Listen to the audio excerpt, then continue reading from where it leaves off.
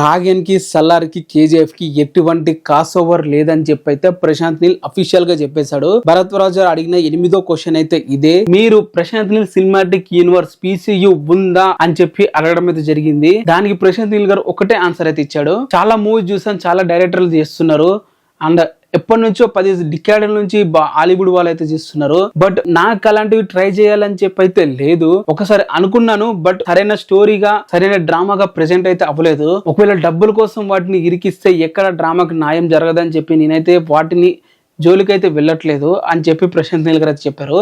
అవి నాకు ఎలా దిగాలో తెలియదు అని చెప్పి అయితే అన్నారు. మరి ఇది ప్రశాంత్ నీల్ గారు పీసీ క్రాస్ ఓవర్ గురించి అడిగిన మాటలు. సో ఎటువంటివి ఉండవని అయితే కన్ఫర్మ్ అయితే చేసేస్తాడు. మరి ఏమంటారు తన మాటల గురించి కింద కామెంట్ అయితే చేయండి. అంటే ఒకవేళ నాకు సలార్ 2 కి ఐడియాలు వచ్చినా కూడా నేను డ్రాగన్ మూవీ కోసమే రాస్తాను అని చెప్పి అయితే అన్నాడు. సో అంత ఇన్వాల్వ్ అయిపోయి ఒక డ్రీమ్ ప్రాజెక్ట్ కి అయితే ఈ డ్రాగన్ అనేది తీస్తున్నాడు ప్రశాంత్ నీల్. మీరు దాన్ని మైండ్ లో అయితే పెట్టుకోవాలి. మరి ఏమంటారు దాని గురించి కింద కామెంట్ అయితే చేయండి.